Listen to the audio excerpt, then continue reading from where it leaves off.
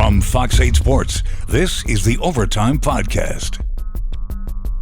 From the Fox 8 studios in New Orleans, this is the Fox 8 Overtime Podcast. I am your host, Sean Fazende, riding shotgun as he does each and every podcast. Is Andre Johnson. Junior. Do not forget the Junior. It's very important to remember the JR at the end of the name. Before we get into today's content, be sure to like, share, rate, review. If you're watching us on YouTube, hit that subscribe button. Get the bell notification for when we drop that fire content. And also, hello to the Gulf Coast Sports and Entertainment Network.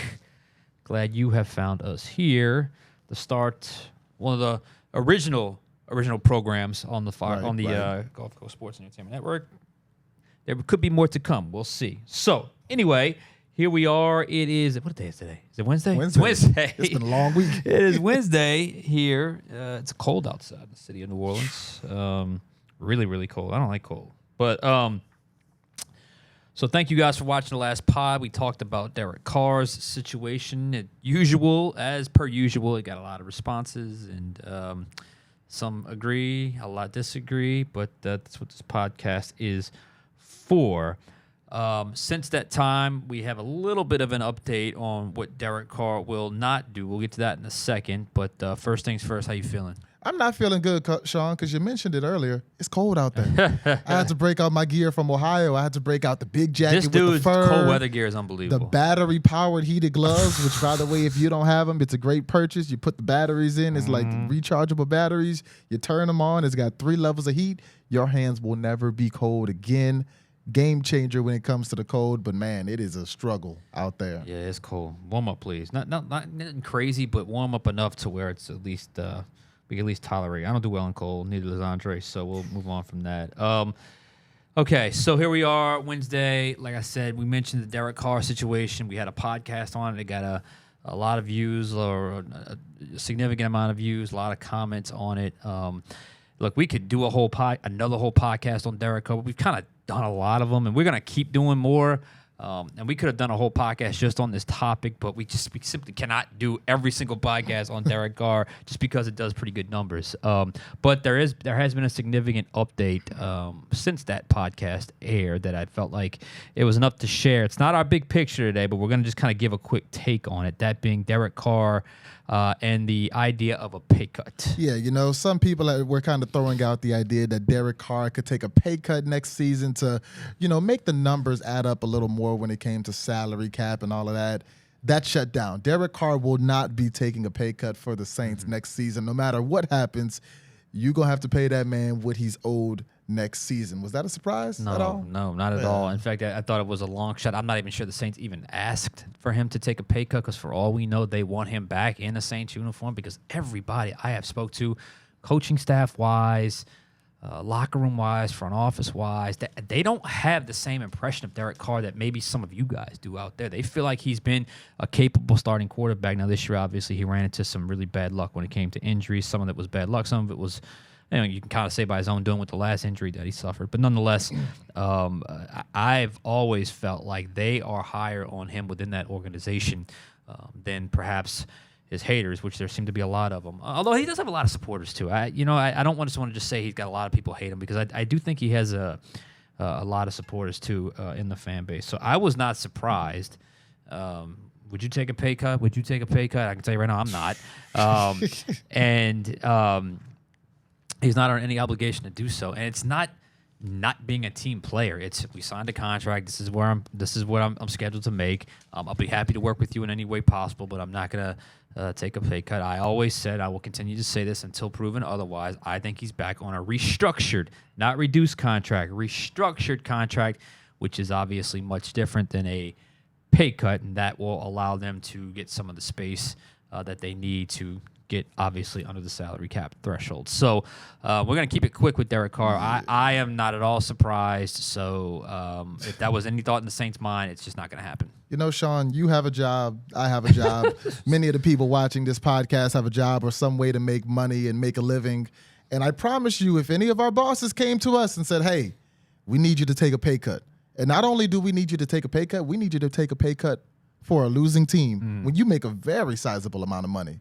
The answer would be absolutely not. I like working here at Fox 8, but if they said, hey, Andre, we need you to take a pay cut, and we're not going to do well after you take the pay cut, run me my money. Yeah. That's human nature. Derek Carr wants his money, and when you look at the Saints going into next year, which is the last year on his deal, I don't think anybody's picking them to win a Super Bowl. No. Saints are not going to be contenders. I don't think many people are even going to pick them to make the playoffs, whether they're healthy or not. No matter what offseason moves they make, the Saints are not a good football team right now, and it's reflected in the record that they finished the season with. So if you're asking Derek Carr to take a pay cut to be a part of that, after we just talked to the guy on Monday and he said, I want to win championships, yeah, that's not going to work. Nah, that's not going to work. And, let's be honest, he's taking a lot of flack from some of the fan base. So it's like, yo, man, now you want me to take a pay cut too on top of all that? So it's not going to happen, and rightfully so. I don't think anybody should. I mean, I think they might ask Cam, but I think Cam even sounds like a guy that's willing to just say, just cut me, just cut me, and I'll go find something else, even if it's not the same amount I was going to make with the pay cut. So that's where things stand with Derek Carr, and we'll pod on any topic that relates to that going forward, but we wanted to make sure we get that in. But we can't spend the entire podcast on Derek Carr. Again, we just did that Monday. We're now going to shift our focus to the Saints' head coaching search, which started with names and started with interviews. It just was sent out today by the team. They completed a virtual interview with the Dolphins defensive coordinator, Anthony Weaver. I'll be very honest with you, I don't know a whole lot about him, but he's obviously someone that they felt important enough to do a virtual, Zoom interview with him. But today, because it's such a wide gap of a huge net they're kind of casting here, we want to kind of focus in on not just every candidate, but specific candidates that meet specific criteria. What's the criteria we're going to focus on today? The criteria we're focusing on today are guys with head coaching experience. So throw out the Ben Johnsons, the Joe Bradys, the Anthony Weavers, the Aaron Glenn. We'll talk about them in a different podcast. Today, we're talking about the guys who have been head coaches before, been there, done that.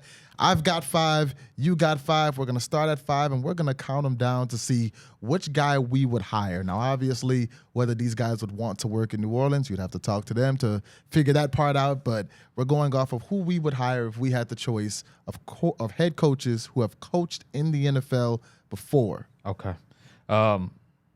Yes, exactly. So we've got our list. 5 best fits for the Saints with head coaching experience. Let's phrase it like that. Not any old person that's ever, coached before in the NFL. 5 best fits for the Saints with head coaching experience.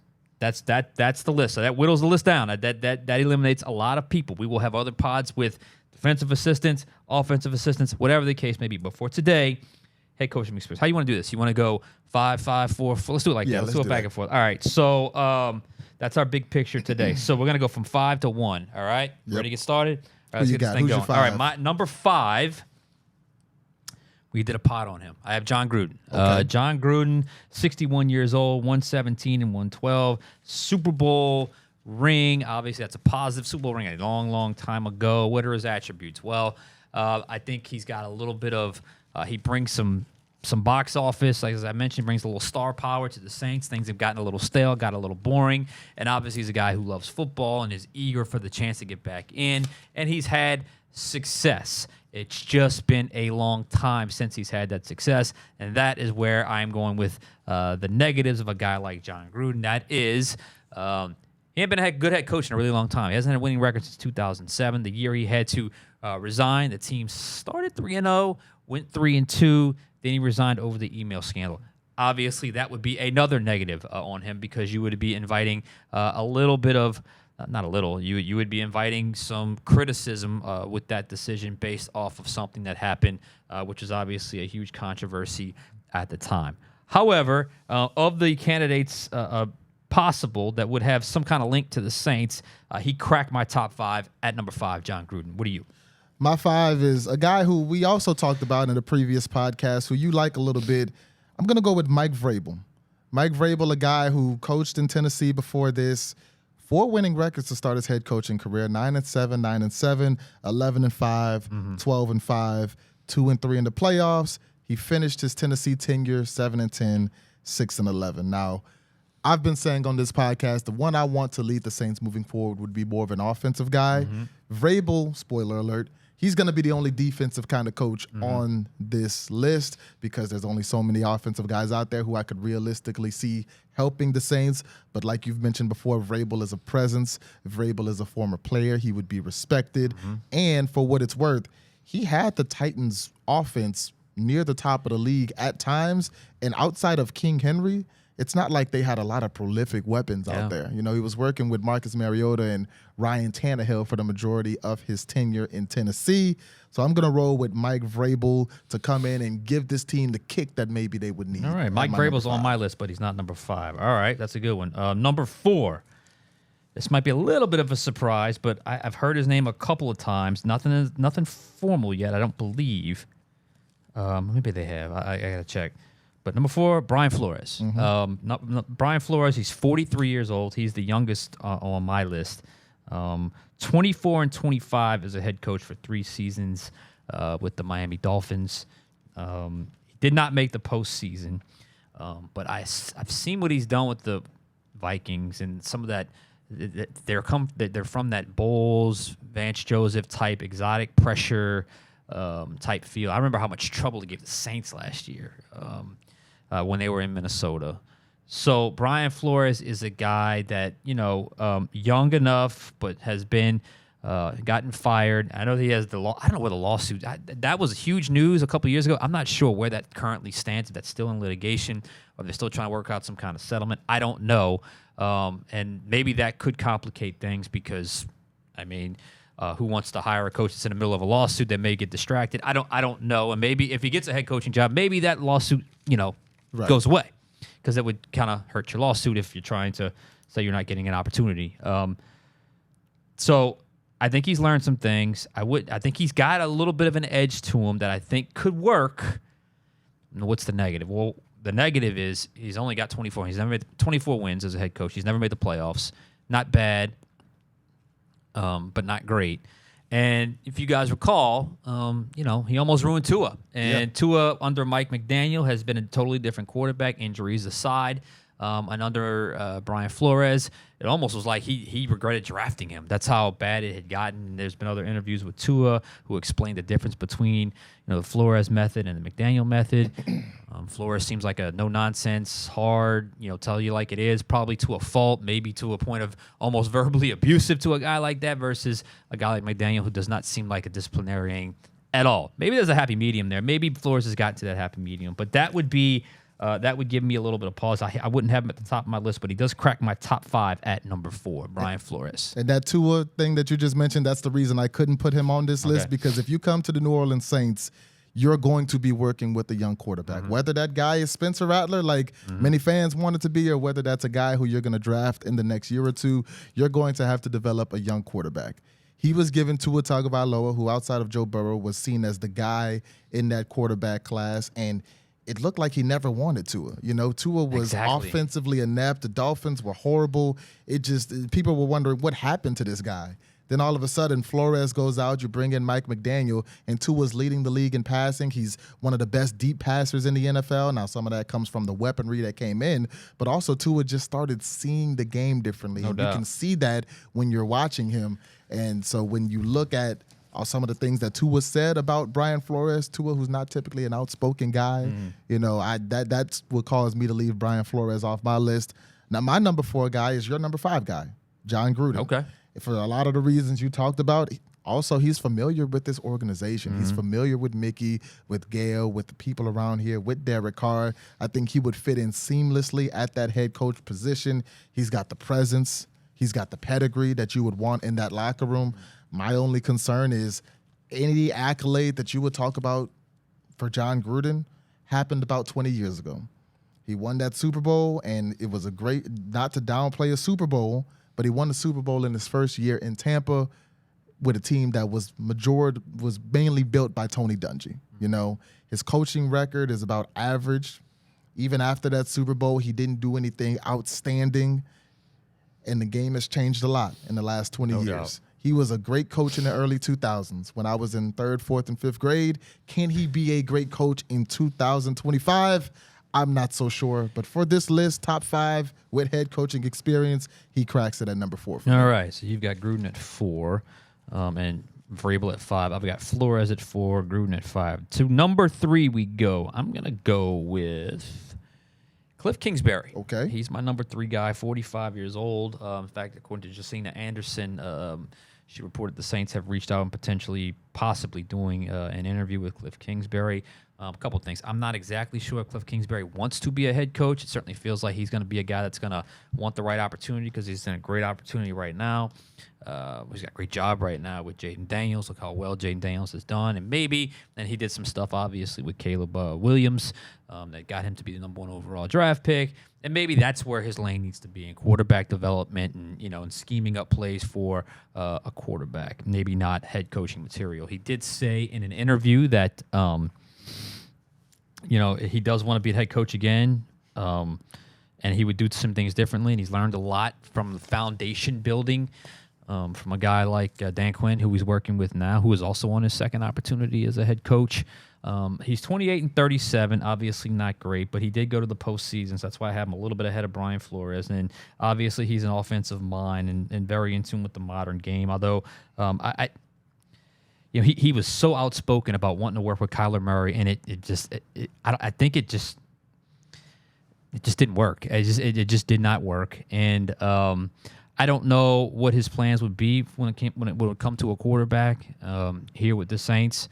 I don't know if he would be willing because it may not happen this year, and it probably would happen in 2026 if it did. But he's got ties to the organization, believe it or not. He played here back in 2004 or 2005. He was a practice squad quarterback with the Saints. Again, he's a guy that's got some experience. Obviously, with Texas Tech, he was more of a middle-of-the-conference type coach. He's coached some great quarterbacks now I just remember one, Patrick Mahomes at Texas Tech. And all those quarterbacks seem to do really well. So for all those reasons, I don't know if he would take it, but I can understand why the Saints would have interest. So Cliff Kingsbury checks in at number 3 on my list. My number 3, and I'll get to Kingsbury eventually, but my number 3, Mike McCarthy, the head coach for the Dallas Cowboys. And Mike McCarthy, when you say that name, a lot for some fans, it feels like it kind of has that ick to it. Mm-hmm. He coached Aaron Rodgers. They won a Super Bowl together, but Aaron Rodgers and the people around Mike McCarthy haven't always had the nicest things to say about him. He coaches the Dallas Cowboys right now. You know how the Dallas Cowboys are the most loved and hated team in the NFL. So at times I think he gets a bad rep, but when you look at the guy's resume, he's had a winning season in 12 of the 18 seasons that he has been a head coach in the NFL. You look at even this past season without Dak Prescott, his quarterback, he went 4-4 with Cooper Rush, the backup quarterback. 8 games without a starter, he went 4-4 in those games. Saints played 7 games without their starter? Yeah. 0-7 in those games. Spencer Rattler, Cooper Rush. Cooper Rush obviously more of a veteran. Spencer Rattler probably more raw talent than Cooper Rush.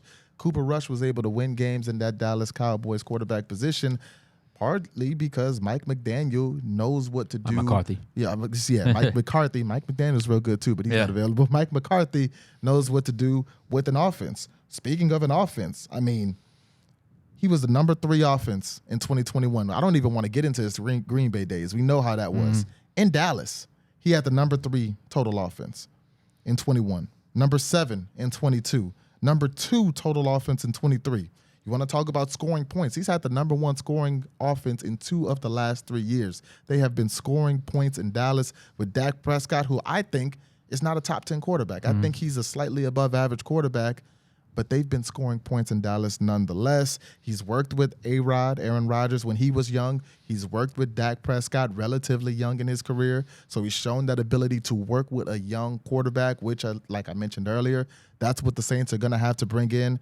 So if we're talking about a veteran who's got the pedigree, he's won in this league, he's got the presence, he's worked with a lot of big names, he's coached in a lot of big games, he's been at the helm of a lot of top-tier offenses.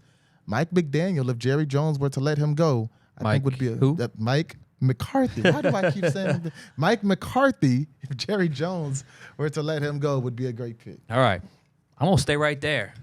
Number Okay. 2, That is Mike McCarthy. not McDaniel. Let me tell you something.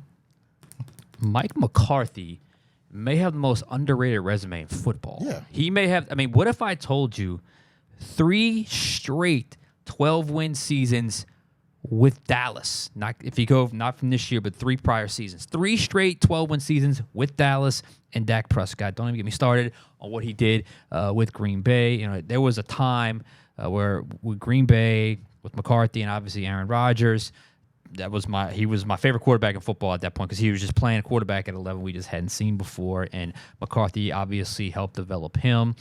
He was an offensive coordinator here. Yep. Under Jim Haslett back from 2000 to I believe 2004. Aaron Brooks, who was a guy that's not, look, Aaron Brooks is Aaron Brooks. I know some people love him, some people hate him during his time here, but the bottom line is McCarthy developed him into a capable starting quarterback, and he was not traded here to become that, and there he was kind of out of nowhere when Jeff Blake got hurt back in the early 2000s, or the year 2000, I should say. So quarterback development, 174 and 112 overall record. Got a Super Bowl ring with the multiple NFC championships, 3 straight 12-win seasons with Dallas. You don't think of Cowboys under McCarthy as having that type of success, and yet there they are. I mean, the guy has had so much success as a head coach. I would have absolutely no problem if that's the way they're leaning, but there's a couple things here. Okay. He's not officially available yet. Right. He's still in the window with Dallas. And Jerry Jones, for as much as people like to think he likes the drama and all this stuff, last decade or so, he's been pretty straightforward. He doesn't really go for the whatever the exciting thing is. I mean, he usually does the fairly boring, regular, straightforward thing. So that leads me to believe that he's still negotiating with Mike McCarthy. McCarthy has leverage right now, obviously, in his situation, because you mentioned we've talked so much about why do we talk Cooper Rush so much on this podcast? Because we're talking about backup quarterbacks. Yeah. To me, right now, he's become the best backup in the NFL, developed by Mike McCarthy. Dak speaks so highly of the West Coast system that McCarthy runs. So I like Mike McCarthy. The only drawback outside of him still may not be being available, 61 years old, maybe towards the back end of his career, and it would be his 3rd head coaching staff. But right now, that is my number 2 best Saints fit with head coaching experience. What do you got?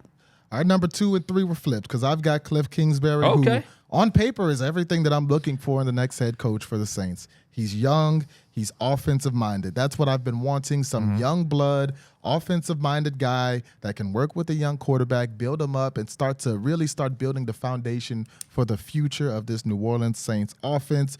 You look at Cliff Kingsbury, he is that. Even in his time in Arizona, he had a top 5 offense. He had the number 7 offense with the young Kyler Murray. They were able to make the playoffs in his 3rd season in Arizona. You know, and maybe it didn't end necessarily how they would have hoped. Maybe Kyler Murray never broke through to be that elite top 5, top 10 quarterback, but they had success in spurts in Arizona with Kyler Murray. And then he says, okay, well, you don't like what I did with Kyler? I'm going to go to Washington. I'm going to take Jaden Daniels, and I'm going to turn him into the Offensive Rookie of the Year. I was one of the ones on this podcast that said, I don't know how Jaden Daniels' game will translate immediately into the NFL. I thought Jaden was going to maybe take some time to catch on and be able to do some of the things that we saw him do at LSU. That has not been the case. Jaden Daniels, essentially from day one, has been the front runner for the Rookie of the Year award. Maybe a little Bo Nix sprinkled in, Brock Bowers, but you know, tight end's probably not going to win that award. What Cliff Kingsbury has done with Jaden Daniels and that offense and running the ball and establishing the run, not just with Jaden, but with Brian Robinson over there. Terry McLaurin, who had been kind of down for a few years, he's had a bit of a resurrection under Cliff Kingsbury. I've been so impressed with that Washington offense because preseason Washington was not a team that was supposed to even be in the playoff picture. You don't think that we would be talking about Washington into December, let alone talking about them in January in the playoffs in the NFL. So for what Cliff Kingsbury has done for Jaden, for what he's done for that offense, for what he did in Arizona, and I think he's still growing as a young coach. I like his mindset. I like the versatility that he can bring offensively, and I think it would fit perfectly here in New Orleans to build along a team that's essentially going to have to start at the ground floor. All right, so you got Kingsbury at number 2. All right, our top pick. We're going to wind down here. We got about a minute and a half, 2 minutes left. All right, my number 1 selection, I teased it earlier, would be Mike Vrabel, 49 years old, 54-45, 2-3 in the postseason, went to an AFC title game, and that year he got to the AFC title game, if I'm not mistaken. They beat Lamar Jackson that year. Lamar Jackson, that was his first year where he started the full season. No one could figure him out. I mean, no one could figure him out. Vrabel and company came up with the plan to stop Lamar Jackson, and it worked in Baltimore that year. Leader of men, alpha presence, instant respect the second he walks in the room. He's won with quarterback like Ryan Tannehill, which is fairly comparable to Derek Carr, for being honest. Yep. He's won with this system. I don't think he is as high on the Saints as the Saints are on him. But if I were picking the one head coaching fit with head coaching experience for the New Orleans Saints in 2025 and beyond, it would be Mike Vrabel. And mine is a guy we have not brought up today, but his name has come up in the coaching cycle. It might be the most unrealistic, but it's one Pete Carroll. Okay. Pete Carroll would be a dream come true in New Orleans. I know he's a little older, but 170 and 120 as a head coach, 1 championship. He had a role in crafting the Legion of Boom, one of the most dominant units that we've seen in the league. 4 top 5 offenses from 2013 to 2016. Back-to-back number 1 offenses. We've seen him develop a young quarterback in Russell Wilson. He's veteran. He has a powerful voice. He's been there. He's done that. The young guys will respect him. The old guys probably played against him. There's going to be respect there. I don't know how you talk Pete Carroll into coming here. But if there's even a 1% chance of getting Pete Carroll into New Orleans, that would be a dream come true. Boy, you surprised me with that one. I was not expecting Pete Carroll. He's in his 70s now. He's got a little youthful energy. There's no doubt about it. He doesn't act like he's in his 70s. He was my honorable mention, number 1 on my honorable mention. But with him, Robert Saleh, and Steve Spagnuolo, a guy that was here a few years ago as a defensive coordinator. Disaster of a season, but has kind of helped himself. All right, we got to get Saleh and Ron Rivera as my honorable Rivera. mentions. Okay, that's another one. Okay. All right, we got to get out of here. Just a few seconds left here. We will be back on Friday. Another topic, maybe a head coaching topic. Who knows? We'll figure that out. All right, for Andre Johnson Jr., I'm Sean Fazende. We'll catch you guys next time on Overtime.